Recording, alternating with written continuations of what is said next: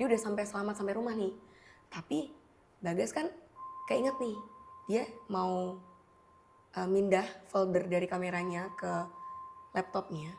Awalnya berjalan lancar nih, tapi ketika dia mau mindah folder di hotel itu, laptopnya tuh tiba-tiba kayak macet nih, hitam, kayak pokoknya macet lah.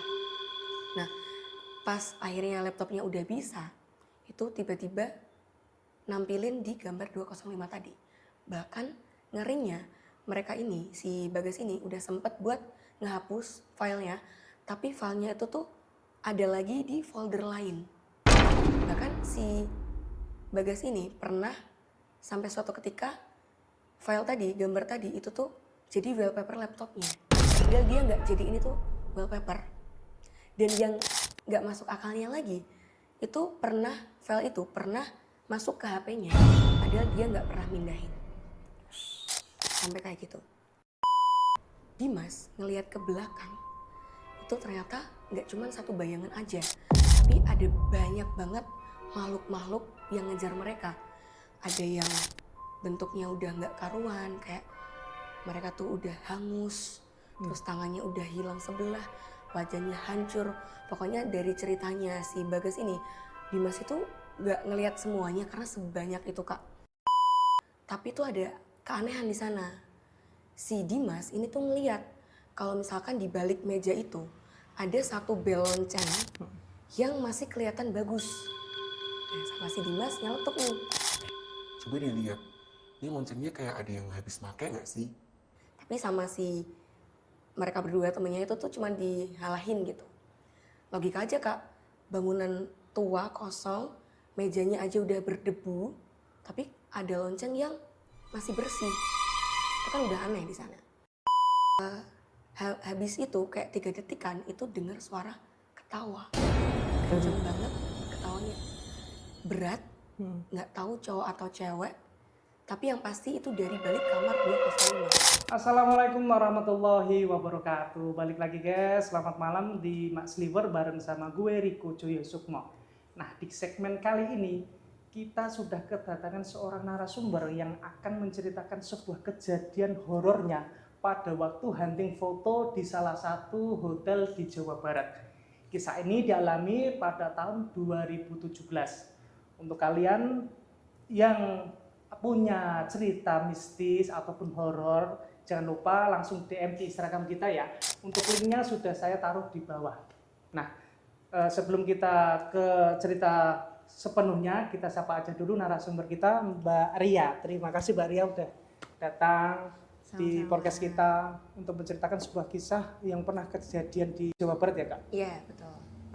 Kejadiannya itu berapa orang Kak waktu mencari spot fotonya itu? Ini FYI, ini ceritanya bukan cerita aku sendiri Kak. Ini cerita yang dialami sama temen aku. Namanya kita panggil aja Bagas. Nah pas itu Bagas itu lagi pergi sama 2 orang temennya. Namanya kita panggil aja Raka sama Dimas. Jadi total itu ada 3 orang pada saat itu. Oh gitu. Terus kejadian itu dialami oleh seluruh teman-teman itu? Iya, dari ceritanya Bagas, ketiga temennya ini tuh mengalami hal yang sama. Oh gitu. Seperti itu. Ini saya cerita lengkapnya kali ya Kak.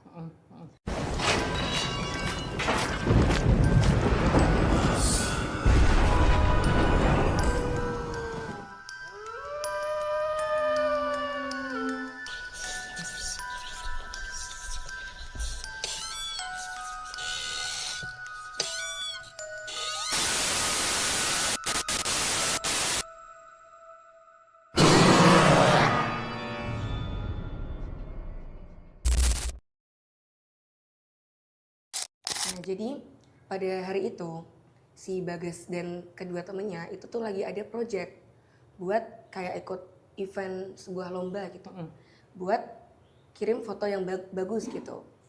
Nah itu sekitar jam 5 sore si Bagas dan temen-temennya ini tuh ngerasa kalau misalkan fotonya belum ada yang bagus. Nah si Raka itu nyeletuk, Ini fotonya nggak ada yang bagus, gimana kalau kita cari di spot yang lain? nah sama si Bagas dia ini mereka cari nih tempat yang bagus di daerah Jawa Barat tuh di mana. Nah sampai akhirnya mereka tuh nemu postingan di Facebook Itu postingannya tuh udah lama banget, sekitar tahun 2000 awalan. Iya. Itu ada postingan orang di dalam hotel yang bangunannya tuh vintage, megah banget, dan itu harusnya masuk banget sama konsep foto mereka. Nah, sama si Dimas nyeletuk. Tapi ini hotel udah kosong lama. Tapi si Bagas ini anaknya emang nggak kenal takut. Digas sama Bagas, udah nggak apa-apa. Ini pasti kesan estetiknya bakal nambah nih. Iya. Nah, di sana udah mulai perdebatan dari mereka bertiga. Tapi setelah diskusi panjang, akhirnya mereka memutuskan buat datang ke hotel itu. Mereka naik mobil nih bertiga. Yang nyupir pas itu Dimas, sebelahnya Dimas itu Raka, dan si Bagas itu di belakang. Nah, seharusnya perjalanan dari titik kumpul mereka ke hotel itu tuh cuma 30 atau paling lama itu di 45 menitan lah, atau 1 jaman lah. Iya. Tapi nggak tahu kenapa, itu mereka dari jam 5 sore sampai udah gelap banget, itu tuh mereka belum datang, belum sampai. Nggak tahu itu dari maps-nya yang salah, atau mereka yang emang disasarin, itu si Bagas nggak tahu di sana. Mereka itu terus muter-muter, ada kalanya tuh mereka di kayak jalan yang cuman setapak, yang cuman mobil aja simpangan itu nggak bisa. Tapi si Raka ini udah mulai ngerasa nggak enak nih. Lu nggak ngerasa aneh nih? Gimana kalau kita balik aja gitu? Tapi sama si Bagas diginiin, lu nggak ngerasa ini kita nanggung nih udah sejauh ini perjalanannya gitu. Nah terus si Dimas nyeletuk, lu sadar nggak sih kalau kita belum sholat maghrib karena itu udah gelap posisinya. Nah akhirnya mereka cari tuh kayak daerah yang ada tempat buat sholatnya gitu. Nah itu nemu di langgar kecil di daerah yang cuman jarak rumahnya tuh kayak satu rumah ke rumah lain tuh kayak jauh gitu loh. Tapi mereka nemu langgar lama di sana. Terus mereka sholat karena posisinya emang udah malam banget kan. Mereka sholat di sana, udah sholat, terus mereka diskusi lagi, gimana nih kita mau lanjut. Nah kata si Bagas emang anaknya kan nggak kenal takut ya. Udahlah guys, udah sampai sini juga. Kita udah dari tadi lo jam 5, masa udah sampai sejauh ini kita nggak ngelanjutin perjalanan. Ya udah diiyain kan, posisinya itu mereka udah sholat maghrib.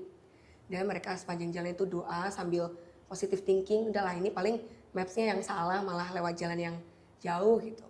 Nah tapi alhamdulillahnya hotelnya ini udah ketemu. Udah ketemu kan di sana.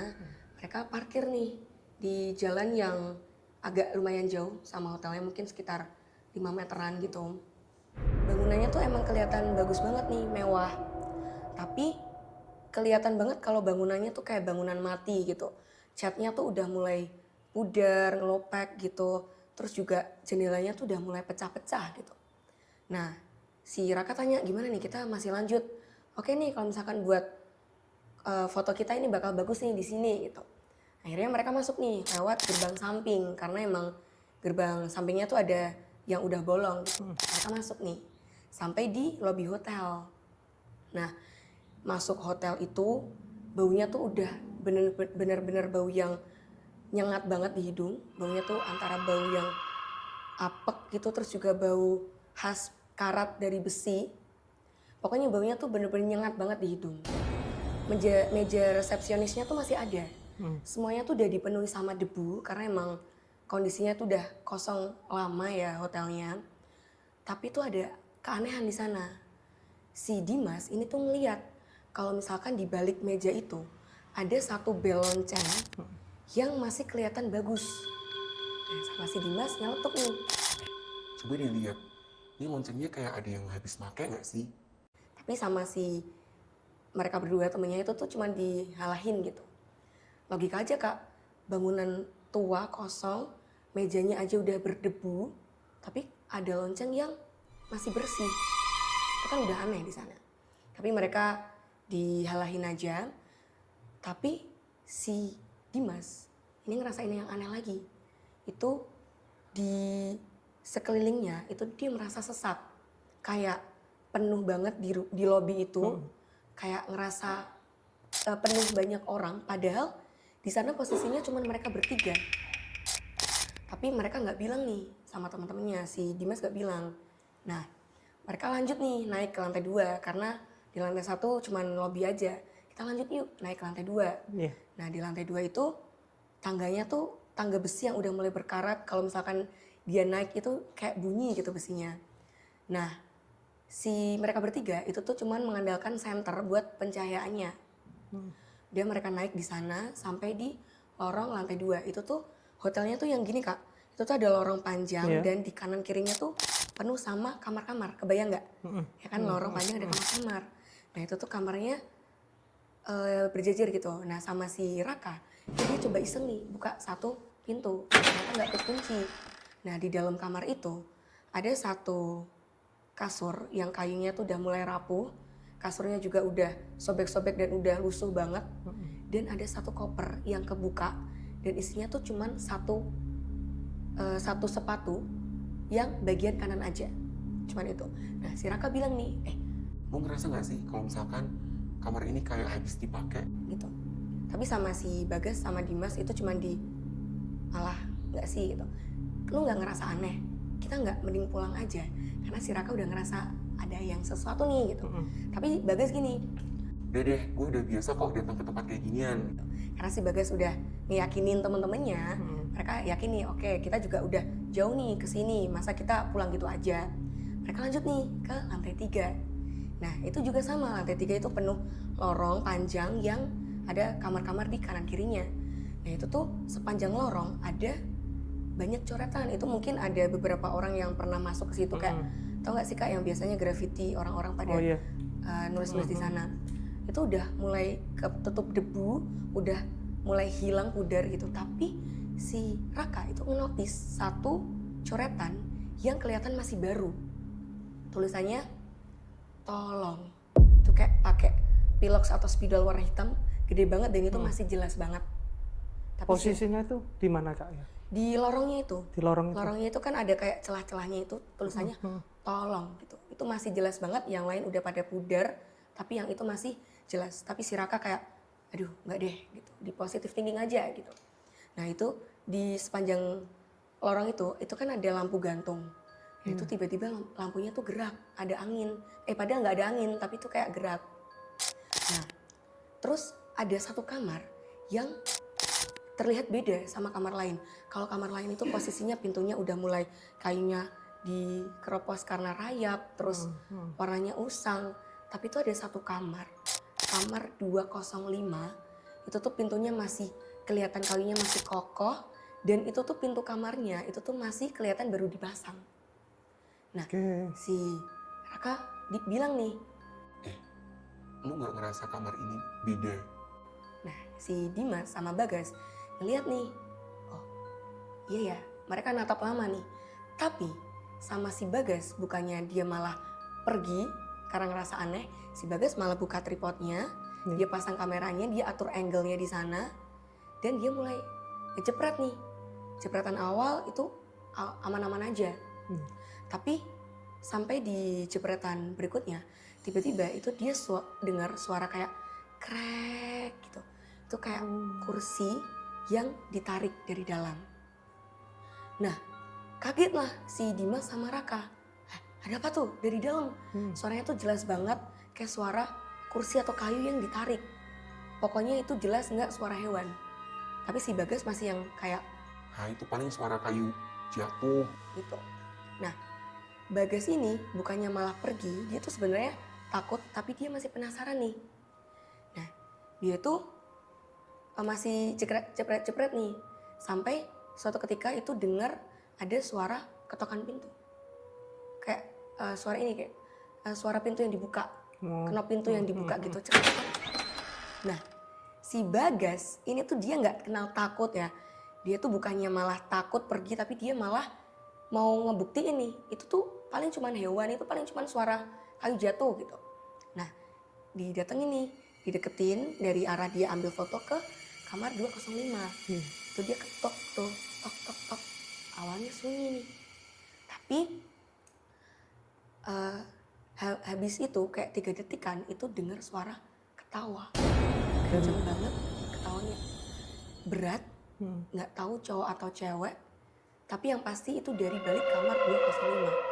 Nah, si Bagas itu yang awalnya dia seberani itu, dia langsung beresin kameranya, tripodnya itu berusaha diambil tapi nyangkut.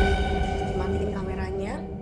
Nah, dia tarik tangannya Raka sama si Dimas, Tapi sebelum dia bener-bener pergi, si Raka nih sempat ngeliat nih dari celah pintu itu ada sosok bayangan hitam itu yang tinggi sekitar 180 atau 2 meteran, itu tinggi dan keluar dari sana. Itu pokoknya si Bagas itu narik tangannya teman-temannya mereka berdua, mereka lari berusaha untuk ke parkirannya. Itu kan dia posisinya dari kamar, dari lorong lantai 3 ke lantai 1, dan sepanjang mereka lari itu suara teriakannya itu masih terdengar jelas.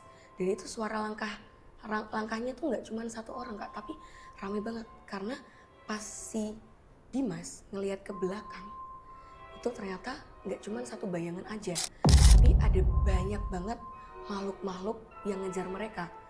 Ada yang bentuknya udah nggak karuan, kayak mereka tuh udah hangus, terus tangannya udah hilang sebelah, wajahnya hancur. Pokoknya dari ceritanya si Bagas ini, Dimas itu nggak ngelihat semuanya karena sebanyak itu Kak. Itu pokoknya yang dilihat sama Dimas itu ada yang seperti itu. Akhirnya mereka ini turun dan alhamdulillahnya mereka ini bisa sampai parkiran tadi. Akhirnya pas mereka udah sampai di dalam mobil, si Bagas ini tuh sempat buat ngecekin kameranya nih, hasilnya yang tadi sempat dipotret. Nah itu tuh ada, dia tuh nangkep satu sosok, itu tuh di depan kamar 205, itu ada bayangan hitam, yang dia tuh hitam pekat, nggak tahu ya itu bekasnya tuh kayak kebakar, kayak ada lukanya atau gimana. Tapi yang pasti tuh wajahnya nggak kelihatan, wajahnya tuh putih kayak pakai topeng, pokoknya datar, nggak ada mata, hidung, pokoknya nggak kelihatan.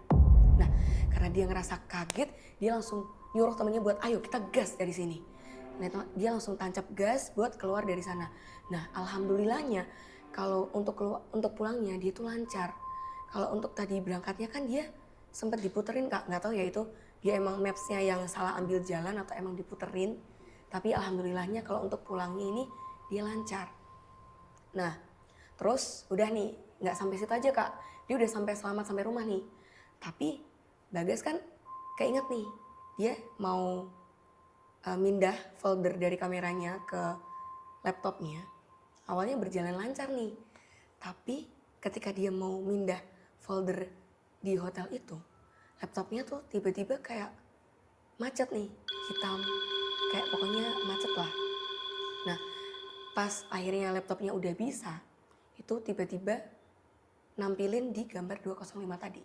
Bahkan ngerinya mereka ini, si Bagas ini udah sempet buat ngehapus filenya, tapi filenya itu tuh ada lagi di folder lain. Bahkan si Bagas ini pernah sampai suatu ketika file tadi, gambar tadi itu tuh jadi wallpaper laptopnya. Padahal dia nggak jadi ini tuh wallpaper. Dan yang nggak masuk akalnya lagi, itu file itu pernah masuk ke HP-nya, padahal dia nggak pernah mindahin. Sampai kayak gitu. Nah, udah nih, waktunya udah agak lama. Dia ini kumpul nih sama teman-teman yang seproject tadi. Dia iseng nih, si Bagas emang nggak tahu ya, dia emang nggak punya rasa takut atau gimana. Dia ajakin nih teman-temannya yang Dimas sama Raka tadi buat datang ke daerah deket situ. Nah, emang daerah hotel itu tuh nggak terlalu banyak pemukiman Kak. Tapi ada satu kayak masih ada beberapa pemukiman di sana, mereka mampir di sana. Mereka tanya nih ke yang jualan, yang penjaga warung itu. Itu setelah balik lagi itu berapa hari atau berapa bulan Kak? Sekitar hampir 1 bulanan Kak, 1 jadi bulanan, agak lama. agak lama. Nah, si Raka itu tanya nih ke penjualnya, Pak tahu nggak sih hotel lama di daerah sana gitu. Nah akhirnya si bapaknya itu tuh cerita, dulu hotel itu tuh hotel mewah banget Kak. Hotelnya mewah banget, bahkan kayak kelas artis, selebriti tuh banyak banget yang tinggal di sana. Karena emang hotelnya tuh kelas hotel berbintang gitu. Dan tapi nggak tahu kenapa hotelnya tuh tiba-tiba tutup, karena nggak tahu alasan apa. Nah tapi ternyata nih Kak, terkuak di sini, itu pernah terjadi kebakaran di sana. Pernah terjadi kebakaran yang ternyata itu tuh menewaskan beberapa orang yang menginap di sana. Oh gitu. Tapi dari pihak hotelnya, karena dia mungkin mau menutupi kasus itu, dia bilang hotelnya itu mau tutup karena apa gitu. Pokoknya ditutupin, dia bilang itu cuma kebakaran kecil yang tidak menimbulkan korban jiwa. Padahal kenyataannya banyak banget korban jiwanya. Dan plot twistnya lagi, ternyata kebakarannya itu berawal itu dari kamar 205 tadi. Oh gitu. Nah itu ceritanya nggak dapat dari penjaga warungnya. Ternyata penjaga warungnya tuh juga dapat ceritanya dari neneknya atau kakeknya gitu. Jadi dari sesepuhnya gitu. Karena itu kejadiannya tuh waktu hotel kebakaran itu di awal tahun 2000-an. Jadi udah lumayan lama. Udah lama banget. Kayak gitu. Makanya mungkin nih tadi yang dialami sama si Dimas yang di lobi itu tadi, dia ngerasa kayak sesak, ngerasa kayak banyak yang memperhatikan dia. Itu mungkin korban dari kebakaran hotel itu. Dan mungkin emang yang ditemui bayangan hitam yang pertama ditemui di depan kamar 205 itu ya memang korban yang awal terjadi kebakaran di sana. Sampai yang mereka itu dikejar sama makhluk-makhluk itu dari mulai kamar itu sampai ke parkiran. Banyak banget kan Kak, itu kan katanya temen aku kan, katanya si Bagas itu kan banyak banget korban-korbannya yang kayak hangus, wajahnya tuh udah memang gosong banget. Ya itu bisa jadi karena korban-korban yang terkena kasus kebakaran di tahun itu. Oh gitu ya Mbak Ari. Gitu. Untuk saat ini apakah foto atau gambar tersebut masih ada? Kalau katanya Dimas atau katanya Bagas ya yang memegang file itu masih ada Kak, karena si Bagas ini tuh udah berusaha buat ngehapus tapi tuh selalu balik lagi di folder lain. Jadi sama si Bagas itu disimpan, masih tetap disimpan, tapi karena Bagas emang udah nggak mau lagi buat, karena dia emang takut ya mungkin ya, itu dibiarin aja foldernya entah di mana, tapi yang pasti masih ada. Dan ingat nggak tadi kan tripodnya si Bagas itu kan sempat nyangkut nih waktu mau lari. Karena memang mereka udah nggak sempat buat ngambil itu, sama si Bagas itu tripodnya dibiarin di sana. Katanya biar tripod itu menjadi milik yang menghuni hotel itu. Gitu. Itulah kisah nyata yang mencekam dari sebuah hotel tua yang sudah lama ditinggalkan. Meski akhirnya sang pelaku berhasil ditangkap, tapi bayang-bayang kejadian itu masih terus menghantui saksi-saksinya. Rasa penasaran memang sering membawa kita ke tempat-tempat yang tak terduga. Tapi jangan lupa, di balik bangunan kosong ada sejarah kelam yang mungkin tidak pernah ingin kalian ketahui. Saya pamit, sampai ketemu di cerita berikutnya.